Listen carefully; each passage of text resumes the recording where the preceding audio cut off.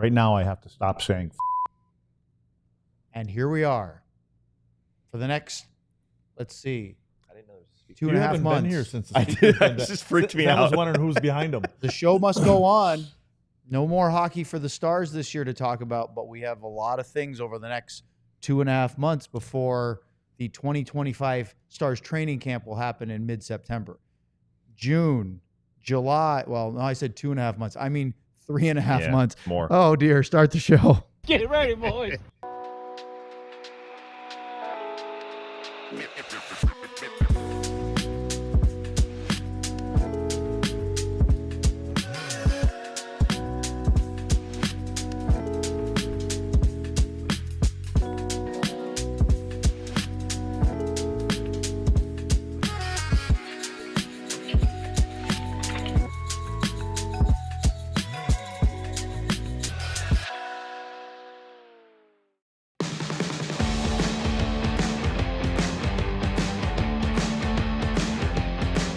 This is the DLLS Stars Podcast. Our Stanley Cup Playoff coverage is brought to you by Bud Light. Bud Light, easy to drink, easy to enjoy responsibly.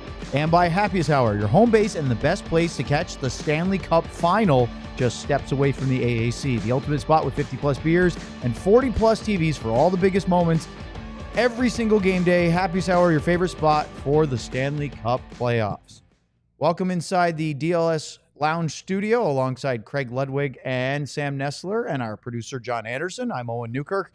We have an update on our DLLS Die Hard $36 summer flash sale. It's been extended by 1 day. So if you did not take advantage of this very big discounted offer to become a Die Hard over the last 2 days, they extended it through Friday. So this is it. Last day for sure this time. They extended one. Scan the QR code, become a diehard. You can get one of the great DLS t-shirts to go along with all the access to the writing that Sam is doing, Sean is doing, Joe and Clarence with the Cowboys, Jeff with the Rangers, Tim with the Mavs. You get it on and all that stuff.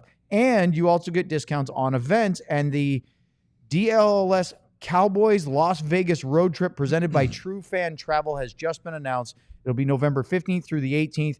The DLS Cowboys podcast is heading to Vegas for the first time ever as the Cowboys play the Raiders at Allegiant Stadium.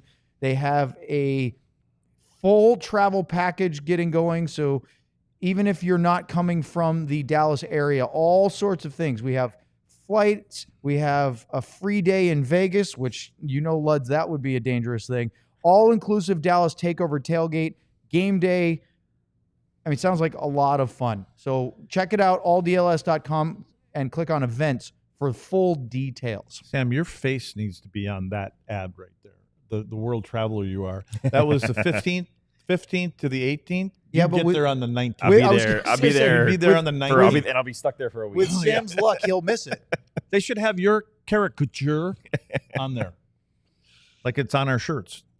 All right, we are going to start today with the big story from last night, which was the apparent possible rift between Stars head coach Pete DeBoer and Jake Oettinger from the benching of the number one goalie in the first period last night in Game 5, and then to Pete's comments from afterwards. I think it's important to start by playing it because we played the audio, we read the Twitter one, and had our reactions post-game in the emotions of the moment. But watching it this morning, a little bit different take, maybe. Let's see. Here's what Pete DeBoer had to say post-game about pulling Jake Oettinger and why.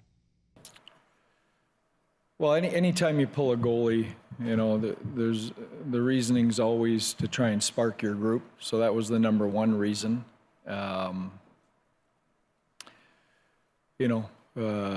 had talked endlessly in this series about trying to play with the lead. And obviously we were in a 2-0 hole right away. And you know what, I didn't take that lightly, and I didn't blame it all on Jake, but you know, the reality is if you go back to last year's playoffs, you know, he's lost 6 to 7 games to Edmonton, and we gave up 2 shots on 2 goals in an elimination game. So, you know, it was partly to spark our team and wake them up, and partly, you know, knowing that, you know, status quo had not been working, you know, and that's That's a pretty big sample size. I don't know about you two, but after watching this, now I didn't watch it when we were on the show. We just played the audio, saw the Twitter tweet and talked about it. But watching it, to me, it doesn't seem as scathing. Maybe it's just the tone and I think it still doesn't sound great from your head coach. And I think it's more the actions of how he handled it in the moment, the frustration, maybe a little bit of the panic of seeing the ship sinking in the first period with that lousy start. But it doesn't seem to me to be quite as bad when you see and hear his full comments. Do you guys agree, disagree? What are your thoughts? Go ahead, Sam. Well, I was there, so I feel the same way as I did before. I think what you just said is perfect, and I said it to you right before the show, is that the way he did it trumps anything in terms of what he said afterwards. The way he frustratingly threw his finger at, telling Jake to get out, maybe cursing, kind of throwing it like Jake kind of looked at him at the whole way and was obviously very disappointed with the decision and how he did it. The one thing that stands out to me that what Pete did is he says he lost 6 of 7 to Edmonton. Correct me if I'm wrong, Leds. That's it. The Stars could have left that out. Lost 6 of 7 to Edmonton, not Jake Oettinger. That's it. That's the knife. That's the dagger. That's justifying what you're saying, which could be very true, but that you didn't need to say. So, context. Dallas had a 2-1 series lead in the 2024 Western Conference Final, and then Edmonton won 3 in a row, and they won in 6 games. With that, of course, big game in Game 6 where Dallas was all over him, couldn't score, and Edmonton hung on. And Connor McDavid had that magical moment where he toe dragged around Miro Heiskanen and scored an unbelievable goal. So that's 3 in a row after winning 2. So they lost Game 1 last year, won the next 2, had the lead in Game 4, although they weren't playing well, got steamrolled and lost 3. So that's 3. Then this year, Dallas won the first one. So that's 1 on an insane comeback, and then they lose 4 in a row. So there's your 6 or 7 straight games. All the time in the 1 through 82 regular season thing, Pete is very calculated. He's very positive. He very rarely throws players under the bus or even calls the them whole out team. by name. That's when you use that stuff right there in games 1 through 70. You don't do it now because maybe you can put that in your head that you aren't doing what you're supposed to do in the regular season. But when things are on the line and you do that, I just think it's the wrong time because if anything, like what did they do with Robo when he got a goal? Hey, Robo got a goal. What do I say? Put him out there then, because he needs to feel good. He started to feel good about himself, and not so much this to me. And I don't know how they are. You guys know. I don't know how tight they are as a team, which I hear they are. So we hear the same things. I have different feelings because I didn't see them tight when one of their own got crunched in the foot and never responded to either one of them clowns. But you do that stuff, and that would hurt. That would bother me as a captain if I heard that. Again, it's too late now. That's in the last game of the year. On that comment about standing up for their teammates, do you remember the Matt Rempe he had? Of course you do, on Miro Heiskanen. Yeah. He got suspended for it. And you remember that Roope Hintz immediately went after Rempe. Immediately. Yep. Where was that? Well, as Rope's on the ice? Let's go to when the Savior got here. Remember when Rantanen got run over? Got drilled by, was it Landeskog? Got drilled, and he kind of got there, and he kind of looked around. I don't know what he was looking, again. Did anybody step in there? No one. Again, so that's what I mean about how the closeness of a team is. And again, that, it's more important for me that your closeness that you talk about is in the heat of the battle, is in the game. Yeah. Not when you're done and you go to the bar or to the restaurant or to Whole Foods, whatever you do. Are you saying that your teammates' actions speak louder than their words? Of course. Yeah. I mean, but you didn't just show that to Roope and to your other teammates, none of them showed them anything. Yeah. But you didn't just show that to them. more importantly, you showed it to the opponent. That's a huge point. That is brutal. And when you're down, that's the most important time, right? Yeah. Like when they're down, they were down 6-1 in that game 3 or whatever it was. That's the moment where I understand you're hanging your head, you're defeated, you're beat up, you're mad that you're losing the game. That's where the tightness or whatever you want to call it should rise above it. And you should say, it doesn't matter how much I'm hurting, how tired we are, how mad we are that we're losing this game. We need to stand up for our guy here. And this is a good opportunity to do it. And I'm with you. I thought all season, and I thought this for a couple of years, I didn't think they respond well to things like that. Outside of maybe the Rempe one and a couple other ones where I was really excited that they jumped him or whatever. And I always wondered all year, is this just me, maybe Luds, thinking this and we're really missing something else, or we're just too wanting it to be like the old days, whatever it is. Now, I don't think we were wrong. And I think that this is some problem or something that persists within this organization that I haven't liked, and I don't know the answer, but I don't think that it's been there. I want to compare, Luds. You just said the message sent and noticed by the opponent. To me, and bear with me here because it's not a perfect analogy, pulling Jake Oettinger in the first period of the most important game of the season feels, and I'm not comparing Dallas as the favorite here, but I just was driving in today and I thought of it. Remember the panic that the Soviet Union Red Army team did when they pulled Tretiak in the 1980 Olympics? It was the semifinal game against the U.S. First period. And the message, Luds, that the U.S. players got from watching the best goalie in the world get yanked. What do you think the message was to the Edmonton Oilers, who certainly were not heavy underdogs like the Americans in 1980 in Lake Placid? But what do you think the Oilers on their bench felt when they saw Jake Oettinger get yanked that fast in Game 5? I think, again, if I'm sitting on that bench, I'm not getting too excited about this. I think that what I said last night is those are a couple of quick goals. He's trying to rattle a cage right now. He's sending a message to the players, not to the goaltender. I would have also said on the bench, he's going back in, because I've been there. I've heard people say that's never happened before. Yes, it has. I've been there when it's happened. Yes. I do it with our U18 team. I don't even wait till the 3-minute mark in the first period if I see a soft goal go in on a goaltender and I watched his warm up and I can look at the other. I'm like, he ain't ready. And I'm going to tell you right now, if the first one goes in, he's coming out right away. But I will tell him that he's going back in. You're going back in. Those are young guys, right? Sure. But see, this whole message thing and all this other stuff, had a GM about 3 years before we won the Cup. Get that little note. Got to go up and talk. What did you do last night? Well, at every face-off, here's what I want. At every single face-off, I want all 5 guys standing right here. Right here. I don't care if you're at the face-off circle. I don't care if you're out here. Before the linesman blows his whistle to drop it, I want all 5 guys standing in a circle. You guys will all stand together. And I'm like, okay. And then I went, why? Because they're going to see that you guys are together everywhere you go. If they're going to go through one, they're going to go through all of us. You're sending a message to that team, whether they pick up on that or not. Sure. Yeah. But, and again, you know when you see it here? Power play face-off. That's it. Yeah, when they're talking Nobody's about going to hit us on the power. Yeah. It's got nothing to do with what I'm talking about. That, to me, is when a group is a group.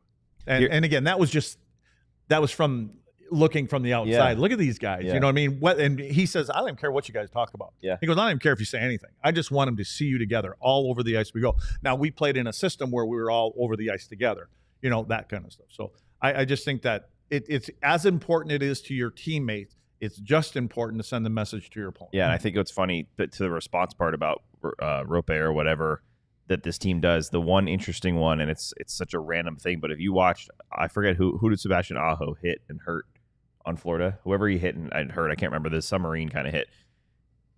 Watch the first shift that Matthew Tkachuk has against 19. Sebastian Aho. He literally chases him around the entire rink, pushing him, lifting his helmet over his head, grabbing him, and then eventually ends up tackling him and landing on top of him.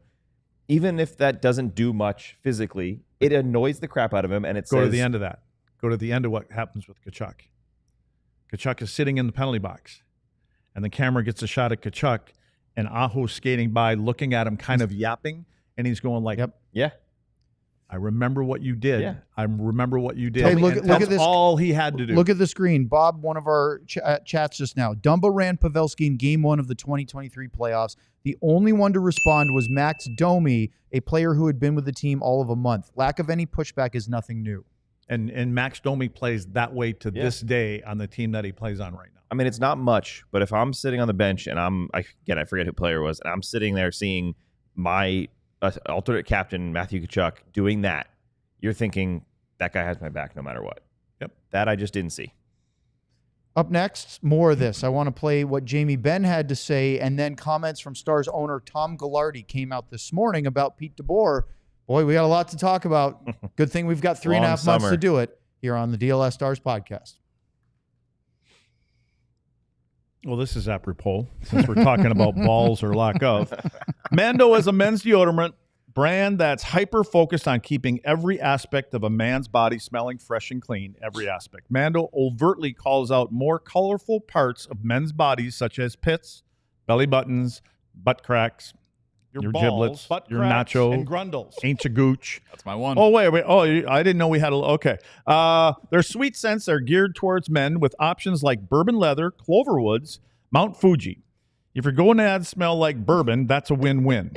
Created by a doctor who first saw firsthand normal BO was being misdiagnosed and mistreated, clinically proven to block odors all day and control odor for up to 72 hours. Mando's starter pack is perfect for new customers. It comes with a solid stick deodorant, a cream tube deodorant, 2 free products of your choice, like mini body wash and deodorant wipes. Also, free shipping.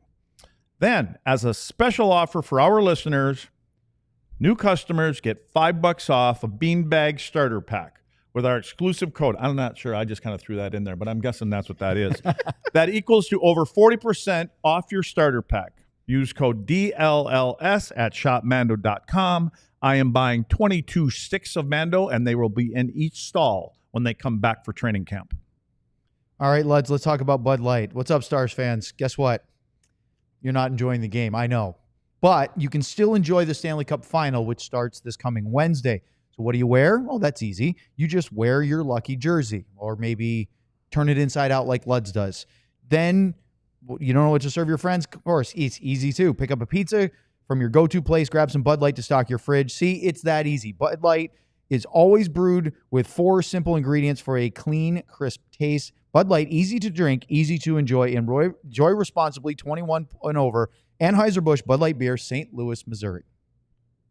Okay, let's continue this because Jamie Benn spoke to the media last night. And, you know, it's funny. I was listening to it this morning, and we always rag on Jamie for being pretty bland with his answers in the media, but he is more honest sometimes. He does a lot of guarded things, and he's not like Matt Duchene as far as how he answers, and he doesn't share a whole lot. But there are some things that you can still glean from the captain when you listen to his media.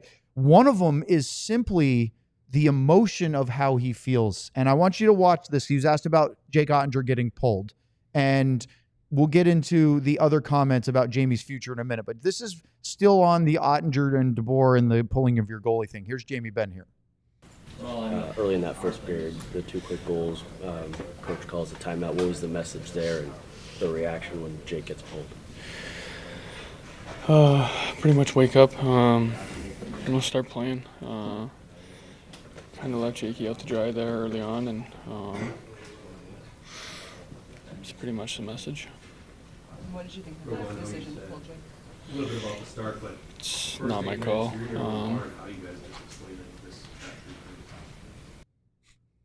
I just love when he does that. It sounds like he's going to answer more, and then he just stops. He just stops talking.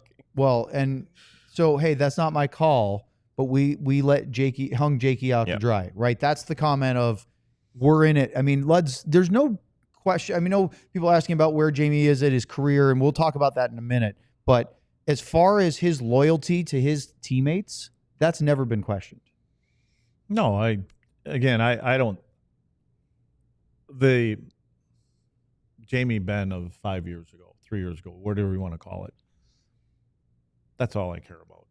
You know what I mean? Like I could care less if he can speak in sentences or whatever. Yeah.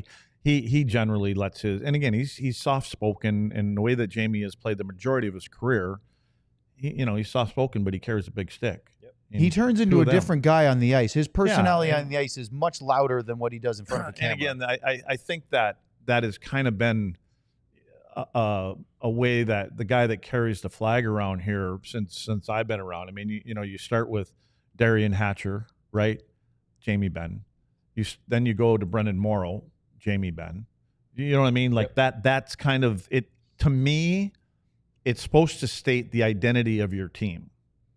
I don't know if it does that right now. Well, it doesn't do that right now. And again, I'm not sitting here. I think there's a great team here, but it's a really good team for 1 through 82. I keep saying that, and there's proof here of. Okay, well, I'm glad you said that because I have some quotes I want to read for you guys because this connects in with Pete DeBoer and our discussion. I said this last night in the postgame show is that I fully expect, and I kind of still do now, but that Pete DeBoer will still be the head coach of the Dallas Stars in the fall. And I thought there's not even a little glimmer of a doubt. If Jake can't get over it? You guys know Jake way better than I do, and I think Jake can get over this, but I don't know him that well. If Jake gets over it, we're all good. I think he can because I think because of what you said last night, he is, and this is a compliment. He's Minnesota nice. He's a pros pro. He has incredible mental strength. He answers and faces media questions in Game 7 mornings when most goalies don't even want to talk. He sits there and chats with people. He's got a smile on his face.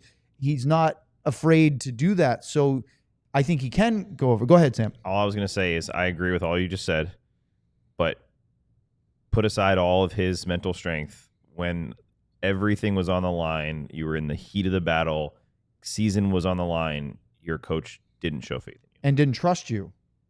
And then he said that it to me is not about him getting over it. That to me is, how would you believe? You can get over it, you can forgive all that.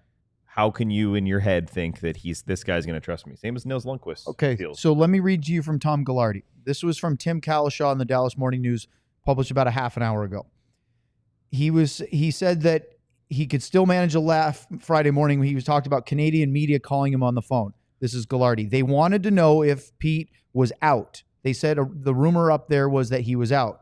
Are you kidding me? This is Gaglardi speaking. He's a top 3, top 5 coach in the league. You think I want to be going into the coaching market right now? Do you see who's getting hired? Pete's a seasoned coach. I'm just one voice in the discussion, but I don't see firing in quotation marks Pete or in parentheses Pete being on anyone's agenda. Yeah, I don't have a problem with Pete. I think you got to kiss and make up, and maybe that's not even part of it. And I think some people would say, let's just wait a couple days, and then let's have that little talk. Yeah. I'm against that. I'm like, you have it today because I want to know how pissed off he is. I don't want him to calm down. I want him to tell me exactly what he feels because it sounds like, when he's that Minnesota nice, maybe in 2 days from now, he's really not going to say what he feels. I want him to say what he feels to me so that I can respond. Yeah. And I want to give him, and maybe it's like, Jake, dude, I'm sorry, man. I was losing it. If that's the case, I would tell him, like, I didn't know. I wanted to find a way to rattle her. I do think that he wanted to rattle his players more than Jake. Do you think that's important for Pete to then say that? Both of those goals were stoppable. Let's be honest. I mean, it's Corey Perry. I don't like the play, the coverage, that whole thing. It wasn't a drilled it in the back of the net, okay? Matty Janmark. It's a 5-hole one from a guy that scores 3 goals in a season. You know what I mean? Like, well, that's the expected save thing. Yeah. To me, that's at the top. Here's Gaglardi. I didn't know if Jake was hurt, and I didn't know what went into the coach's decision, but it obviously wasn't the start we wanted. And usually when you pull the goalie, it's more about the team. It's not an indictment of Jake. Those weren't soft goals. That's your owner talking. Not your owner, but that's the Stars owner talking. Yeah. Okay. I mean, if you compare either one of those goals, Luds, to the one that Skinner gave up to Robertson to start the third period, they're not even close. That's a soft goal. Yeah. The ones that and you're again, right. Janmark's not a prolific But the reason scorer, I say this is I hold Jake to a higher standard. Jake is a better goaltender. He's a great goalie. Right? Same reason we wonder if he makes the save instead of letting in the one on Skinner or the McDavid breakaway. That's hard ass, but maybe he comes up with that. Yep, That's I know. a gimme. That's fine. Okay, so last nugget here, because this is something that, Luds, you were talking about. Here's the crux of it, Gaglardi said. You need a skill team to get through the regular season. You need toughness to get through the playoffs. We used to have a team where everyone was big, we had size, but we had trouble getting into the playoffs, or we missed the playoffs. So we changed our approach, and we went after skill. So Okay, wait. Now that sounds like that's aimed at somebody else a little higher up the totem pole. saying that their Did philosophy. He say we went after skill? Their I mean, I don't think it's was to aimed get at skill to get to the playoffs. And But now they don't have the physicality part that would make them successful in the playoffs. That's what the answer is. Where did Florida finish during the regular season? Where did Edmonton finish during the regular season? They didn't finish at the top. No, they did not. All you have to do is get in. Yeah. Who cares where you finish? Of course, you want to start at home, Especially now. I don't understand. You don't get a good matchup Okay, anyway, so- right? This is just like playing a system and then changing it as you go into the playoffs. You are who you are. So if you want to use your skill, then you better be able to win with skill, because that's what you have. Because as far as I remember, the trade deadline is gone, Yeah. like 2 months earlier. So if you put your team together with skill to get in, they've been in the playoffs a lot. But this is important to bring up, because there's a difference between, and we've talked about this at length, being on the bubble where you're fighting for those wild card spots because you live and die every game down the stretch, and you could be in or out. And they missed the playoffs in 2021, where you're going, oh, geez, if you can just get in, you could cause trouble. Just like they got into the, they didn't look great, got into the bubble playoffs, and off they went and made a great run. So, Luds, you're absolutely right. It doesn't matter if you finish first, but if you're fighting for a division spot and you're above the fray of the wild card, that's a much better place to live, because you're pretty much guaranteeing you get a ticket. What defenseman was I been begging for all season? Jacob Trouba. Good one, Sam. Thank you. It's nice having you here once in a while. Appreciate it. It's fun to be back. No. Why do you think I wanted Jacob Trouba here? Toughness, bite, physicality. Jacob Trouba Nastiness. as a defenseman would have skated to the other end of the rink and took care of Darnell Nurse at that moment. He could have been here for 2 months and not been integrated in the group, and he would have done that. And Lian Bichsel I started looking this morning. It's funny that this, I don't know what year this was, but Tampa Bay. Let's see. They get Luke Shen. They get Pat Maroon. They have a Chernak. They have a Cirelli. They have a Gord. Okay, win a couple Stanley Cups. Yeah, 2019. Then they get rid of Gord because they run out of cap and then they go space. get him back for this run. Yep. They're not going and getting a Rantanen because they know what the playoffs are about, right? So, and then I thought of some other Hannafin, Chikrin, Seth. You don't think Seth now plays Jones? Yep. Plays fits right into the identity of this team that's playing for another cup?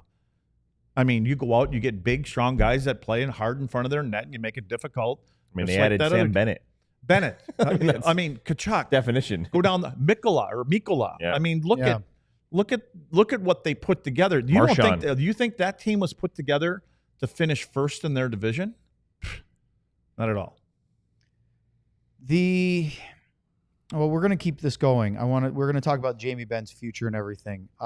One thing that will be interesting to see is, can Lian Bichsel grow his game, Luds? Because between the whistles, during play, he plays with a snarly edge. Yep. It's after the whistles. Yep.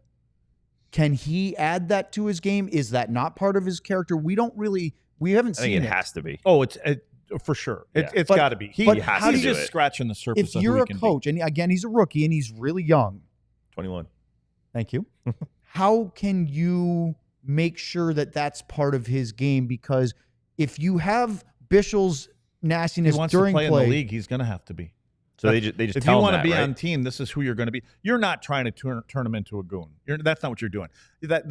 That day is gone. But you've got to be able to have that in your toolbox. Don't you have to have the threat of it, even if it's not all the time? You have to. He's going to have to fight someone and literally maul him. And then scare the people. message is out there. Yeah. We had a 6'6" guy, 260 pounds, and skates well and does all this, hits like a truck. Oh, yeah, and if anybody wants to dance with him, then here's what you got coming. Now, that's not solving the problem, though, because Bichsel doesn't forecheck and knock people off pucks in the offensive zone. Bichsel doesn't have to go or get a chance to go to the front of the net on the power play. But I will say this. Don't be afraid to pull a Ken Hitchcock and take the Darian Hatcher and put him in front on the power play. Put Lian Bichsel on the front. Just to send a message. Well, it's not sending a message. You're creating a lot of space. That's true. And you're pushing people away from where they can't get to. They can't get to the middle. Now, on the power play, then this should kind of tell you, they do get to the net on the power play, don't they? Yeah. Well, there's one less guy there. Yeah. And we're going to talk about this next week because we just don't have enough time today. The power play wasn't the problem for the Stars, especially in this series. It was better than it was last year. Could have been even more effective, yes.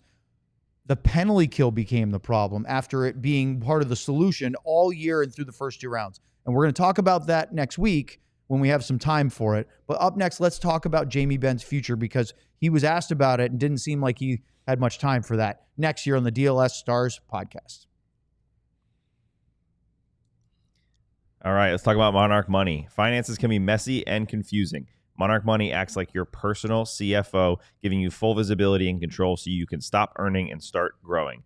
But Monarch Money is more than just a straight-up budgeting app. It is a command center, a financial command center that keeps your accounts, your investments, and all of your goals in one place, makes it super simple. If you are not tracking your money, you are missing out, I promise you.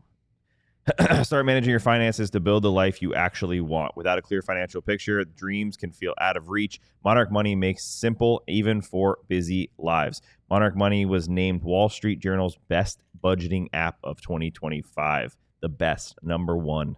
Get control of your overall finances with Monarch Money. Use code DLLS at monarchmoney.com in your browser for half off your first year. That's 50% off your first year at monarchmoney.com with the code DLLS. Let's talk about Empire today. Just like your favorite team needs a home ice advantage, your home needs a home floor advantage, and Empire Today can help you get it. Empire Today has flooring experts, dedicated flooring professionals who focus on flooring every single day. So maybe you want to get down on your knees and cry a little bit about the Stars being eliminated from the playoffs. Do so with fantastic flooring, whether you're going with the wood, the laminate, the carpeting, tile, you name it. Empire Today has it, and they can do it in your own home. Talk about convenient. Pick the right flooring and colors. They bring the showroom to your house. You can see it in your house, home, apartment, you name it, for your furniture in your abode.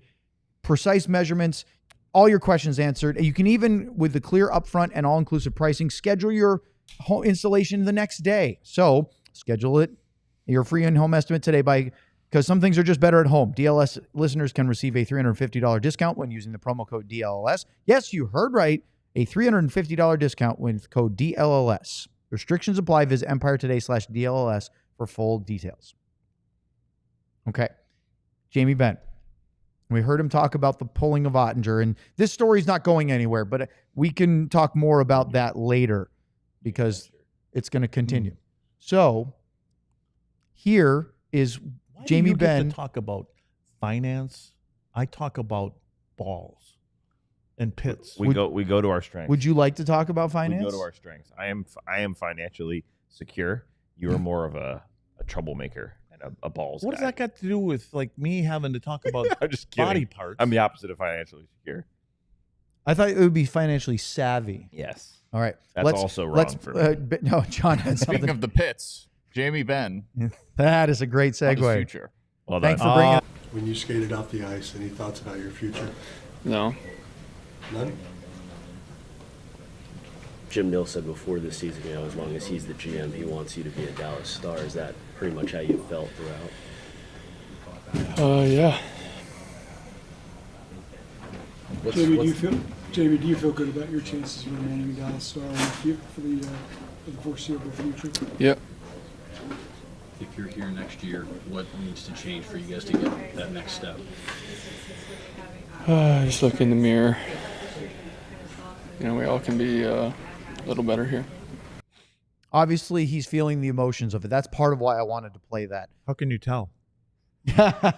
Why do you even play those? I love his because there answers. actually is something to see there, even though he doesn't give you anything. Because I think I see him not giving you anything. That's what I see. But Luds, I'm and maybe I'm overreading this, and maybe the interpretation isn't there. But I see that as he has no time in that moment to answer any of those questions because he has no thoughts that he isn't playing for the Dallas Stars next year. And he has been always, to me, he's been someone, if you ask him a question about himself, he gives you that answer. If you ask him a question about a teammate or his team, he gives you a real answer. And that's what I'm seeing there. And I'm seeing what I did not see last night. And I was not looking super closely, but watching him skate off the ice, he was the last one off the ice after they salute the crowd.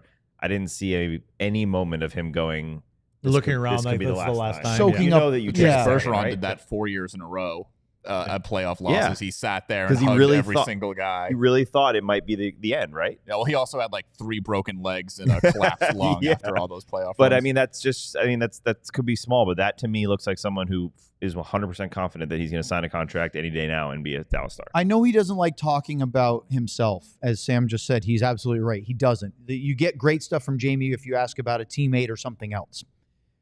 But I think that you can get some emotion from that. Luds, I think he bleeds for this team. And I think, you remember, we'll never forget the shot from the We're Not Going Home documentary in the bubble when they lose this Game 6 of the Stanley Cup Final. We're not going home! Totes was on my flight that was stuck in Did I not Colorado. tell you guys something about playing that That thing? didn't cause him to lose this series. You don't do those things. Oh. That didn't come from here. I hate it. Like, you've never won that. Have you ever won any of these? What's that? Championships like this? You don't do that kind of stuff. You don't. You don't do that. I would ask the players, can we put this up here? You know how many players would say, because what? you're saying they played at the arena? Yeah, because you know Hudobin was there. I don't care if he was there or not. You don't do it. So you're saying that having Hudobin in the AAC and doing that to get the crowd going. It's just the clip. It's what he said. I hate it. And I'm telling you how many other players hate it. If you don't think these guys are superstitious, you're crazy. They might not let you know sometimes. Every guy has got quirks and problems. I watched and Jamie everything. Benn change his stick tape 5 different times during this playoff run. I know they're superstitious. They are definitely superstitious, whether they admit it or not. Jamie Benn, any at all thought that he won't be playing for the Dallas Stars next year? Because we were talking about that with Sean last night, and he said there needs to be a culture shift, a leadership change. I can't believe he said mikkorantanen should be the captain of the team. It's an interesting idea, but what about Jamie? I mean, the only one that's if Jamie's not back, it's because Jamie doesn't want to be back, or because he feels that it's. I don't think he wants to play anywhere else. I don't, and to be honest with you, what team, if they feel that he's, sliding a little bit, is going to bring him in? A contending team. Mm-hmm. Jamie's not going to go to a team that, like, I don't know, San Jose or something like that. That's not the point. He's not going to go cup chasing, you mean?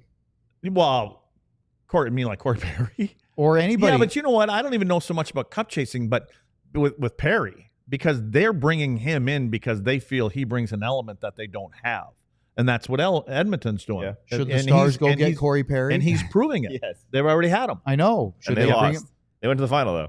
Well, right now, Corey Perry's not leaving Edmonton, and I don't think Edmonton wants Corey Perry to leave him. Is Corey Perry more impactful than Jamie Benn? Yes. Yes.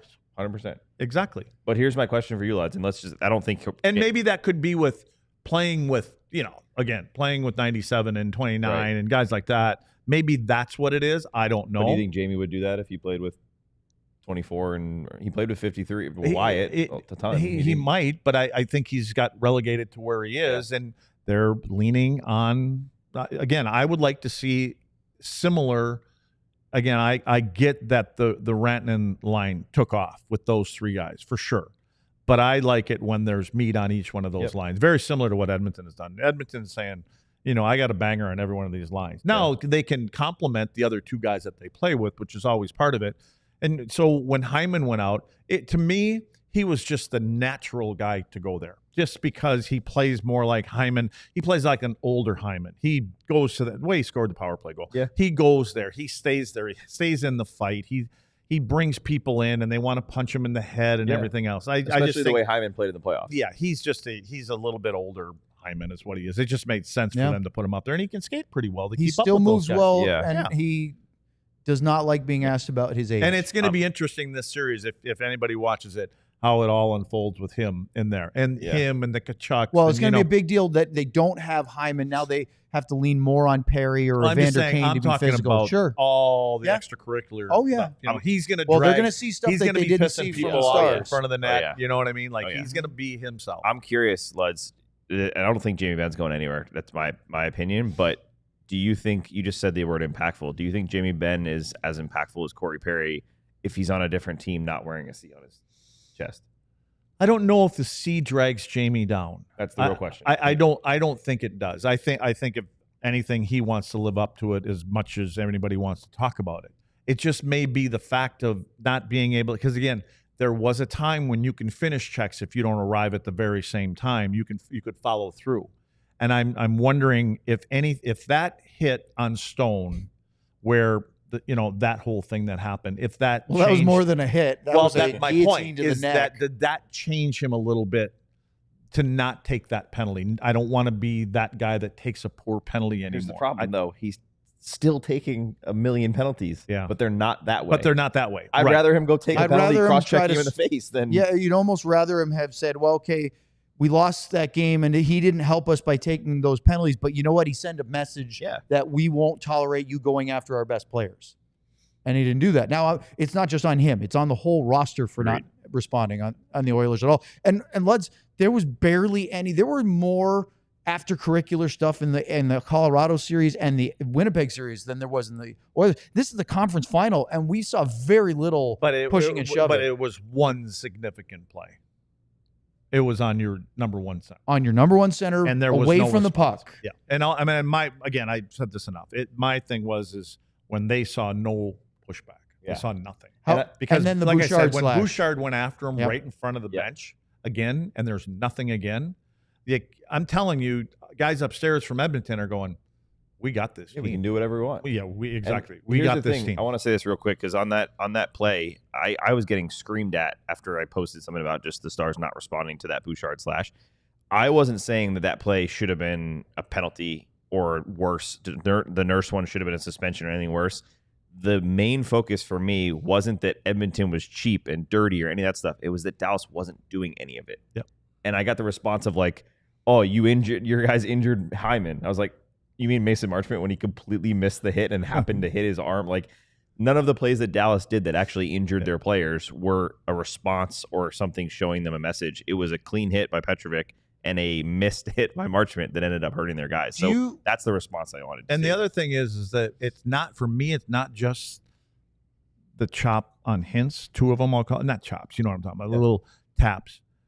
If it happens to Steele, I expect the same response. Yep. I don't care who it is on your team. If it's your best player or your 12th forward or your 6th defenseman, if it's Lian Bichsel and somebody gets a shot on him, you got 5 guys standing right next to you. It shouldn't just be your most important player to elicit a response. It's a team thing. Is it it's worse a team thing, and it sends a message. Is it at all worse that it didn't get a response and it was one of your most important players? Well, the initial one by Nurse was, yes, I agree, but the second one with the Bouchard no one is inexcusable. What happens if to not respond? If it's flipped and Dallas slashes McDavid in the first game, right, hurts him, then the next game when McDavid finally comes back, they slash his foot again, purposely trying to hit the exact same foot. What happens to the guy who does it? Well, I don't have to say it. You know exactly what happens. And they might go as far as, remember when I said I would throw Brendan Smith in the lineup? They might go as far as taking, if they've got one of those guys, they may take someone out and put that guy in there and go, you know what? We're responding to this, and he'll be the sacrificial lamb. We may have to kill off a 5-minute, but we're sending the message right now. Yeah, he'll be out, but he's going to know who he is. He does his part. But again, and I understand the whole part of, well, okay, let's see, you got Hintz. Well, then go after McDavid. Go chop McDavid's ankle. I love that. Or go chop Bouchard's ankle, or one of their top players, and say, we're not gonna waste our time getting back at Nurse. Nurse, here's what you just did. Now we're going after McDavid. And yes, he's watched a little bit closer, and he probably should be.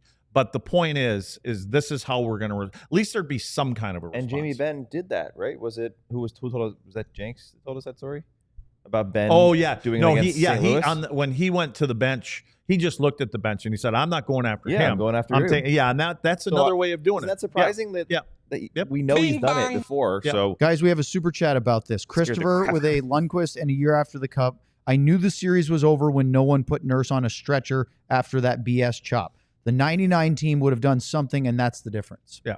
And that's perfectly said. And it doesn't have to be putting him on a stretcher. Yeah, I agree. It's just the fact that you got to stand up for your teammate. Yeah. you just you want that person who did that to think, I'm probably not going to do this again because I don't want that guy to do what he just and did to me. And I'm with Luds and Sam both. I'm more upset about the lack of response when Bouchard did it in game 4 than I was about Nurse with what he did in game 2, because you said it, Luds.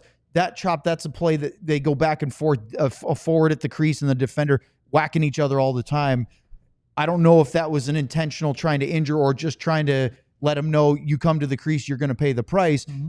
I don't know if that was insanely dirty. It was unfortunate that he suffered an injury. It was very admirable that Hintz came back games 4 and 5 and played as well as he did, knowing that he's clearly not feeling 100%. And he almost caught McDavid last night with one bad wheel. But the Bouchard one, you can't. That says it all. I was actually even kind of surprised it wasn't one of his comrades. One of the Finns. One of the Finns, a Finn sticking up for a Finn. And the other thing is, there's another team over there that's playing every other night too.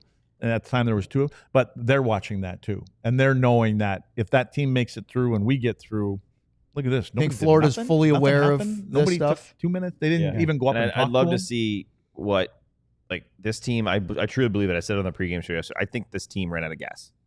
I think they purely did. And it's not an excuse that every team runs out of gas at this time of the year.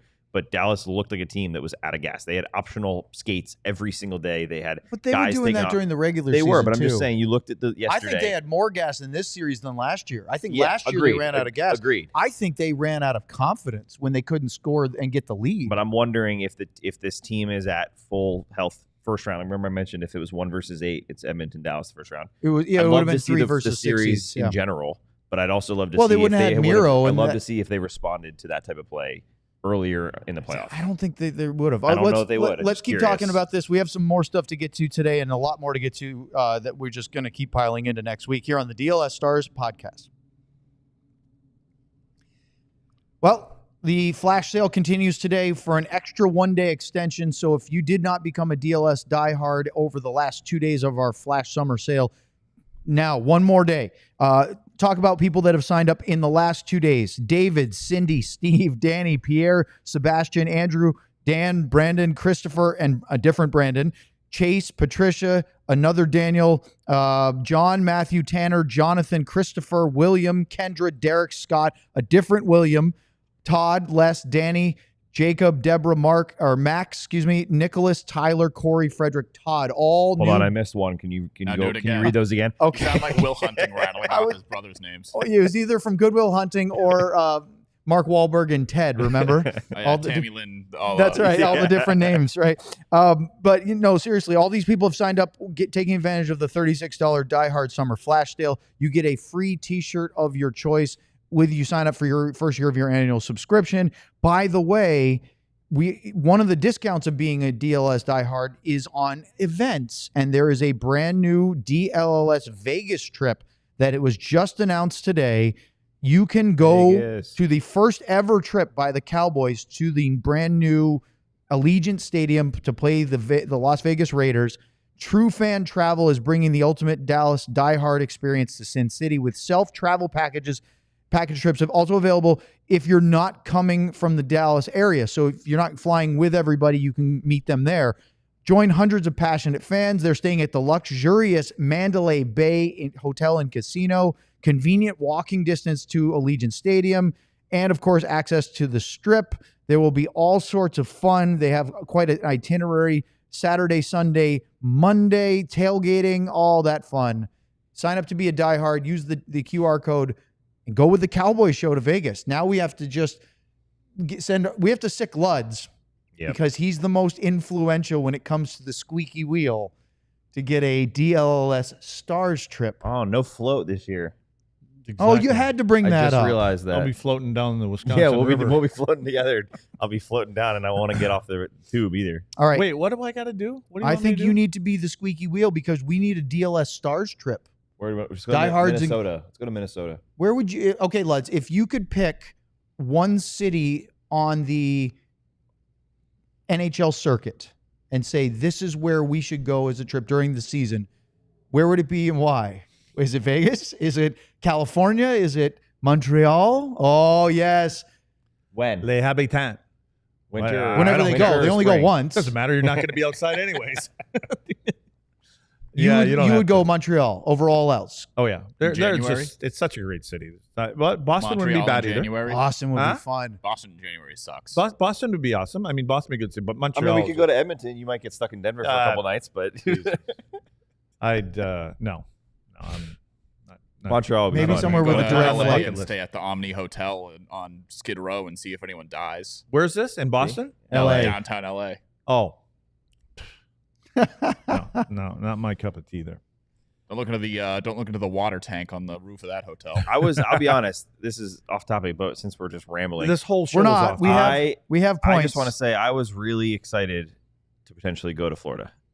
Oh, yeah. this next round. Well, I mean, I've never Stanley been. Cup final. I've never been to Florida until this Tampa trip this year, and I've heard Sunrise is a heck of a lot more fun and a cooler experience right on the beach there. I wanted to get a golf cart and enjoy the whole thing. Sunrise isn't on the beach, but Oh, I mean, Fort Lauderdale is nearby. Yeah. But yeah. You could get your golf cart, and Owen will have a scooter. He'll rent a little scooter. Would have been a good helmet, time. Ride Would have been around a good for time while. next year. All right. We have some stuff that we're not going to have time for today, and thankfully we can punt a little bit. Luds, one thing I thought was important was the Oilers touched the Clarence Campbell Bowl this time. And Well, they didn't touch it last year. They didn't. And that's why I wanted to bring it up. Yeah. Because you talked about how superstitious players are. Yep. They don't want things to be out of order. They don't like this, or they get bent out of shape over that. Some of it I respect. Some of it I think is incredibly silly. But this one, you want to, I know it's not the trophy you want to win, but you won the conference title. You should celebrate it, especially if it didn't work not touching it the last time. You can, yeah, it doesn't mean anything. Would you not touch it at all, or would you? You know what? Honestly, way? that wasn't even a thing when we played about touching that thing. I can't remember if somebody picked it up or touched it. I don't know. Nobody cared because it wasn't the goal. No, not the goal. And those guys don't care. Yeah, I mean they don't. They care because Sure. they have it means they're going there. Like Florida, their first year 3 years ago, they did. They haven't done it. They didn't do it last year. Do you think it's weird that there's still a trophy for the conference? I don't know. Does it matter? 'Cause if it doesn't matter, is it just an ancient tradition? You got to get the assistant general manager out there somehow. Yeah. So I was going to say that we talked to Gary Bettman yesterday, and Gary said that teams. He just said he joked with Bill Daly and said they care a lot more about the trophy I give than the ones that you give. Exactly. But I thought it was funny yesterday, and you just mentioned it before the show about how Edmonton has looked all business all the time.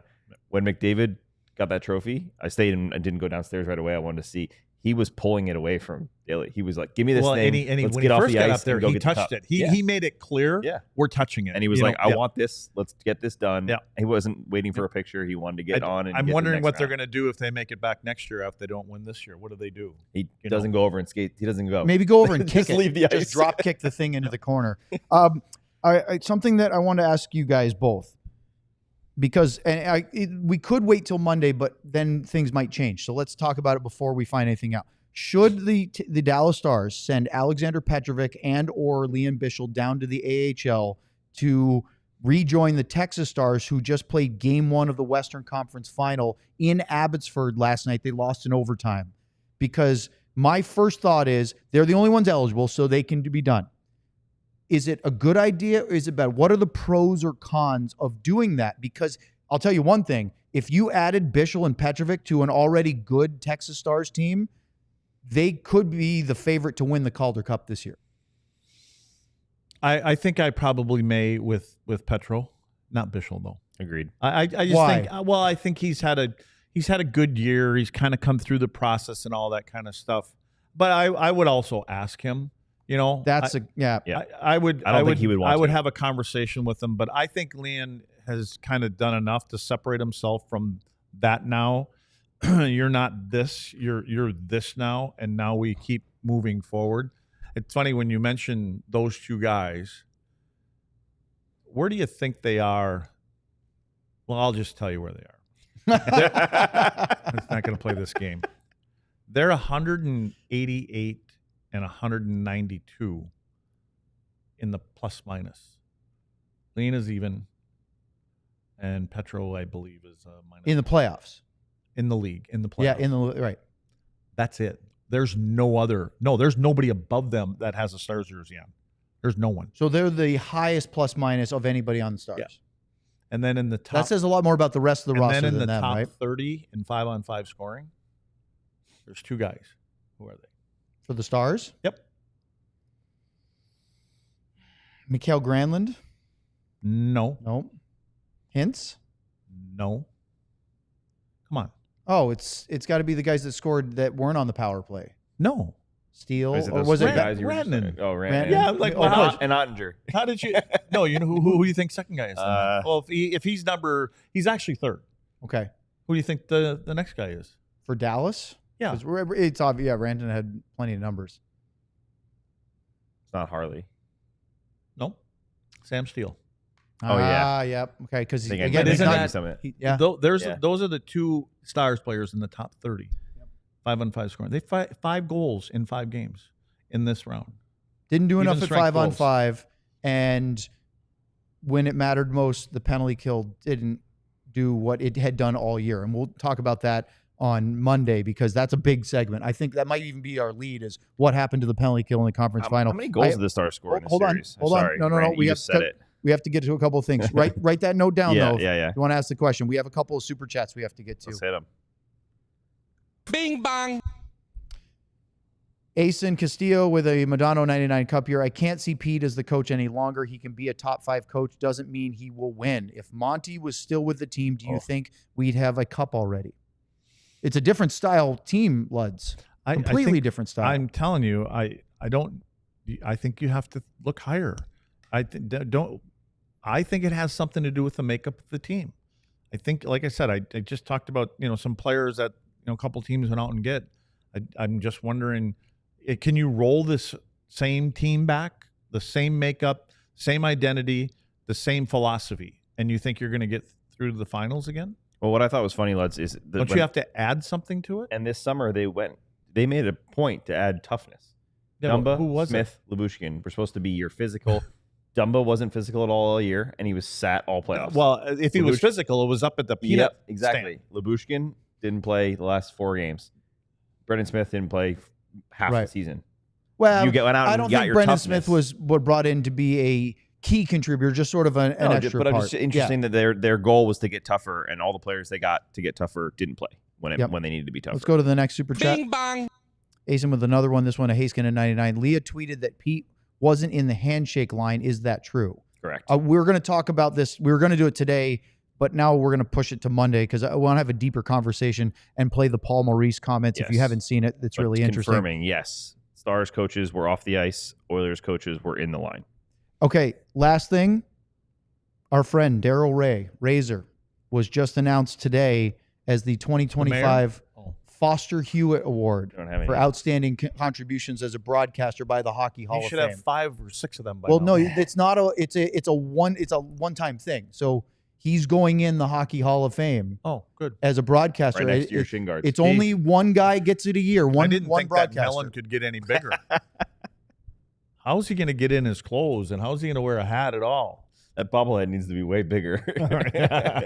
Well, maybe he deserves it. Maybe it'll be another one with We've all said this. There is nobody as good as Razor calling hockey games. I mean, the lingo, the way he describes a game, his laugh is infectious. Everything he does, he should have been there. He should have had it a long time ago. Yeah, I will say this on the other side of it. Great guy to be around in terms of at the rink. He'll after this last game in Edmonton, Game 4, he saw me in the press box.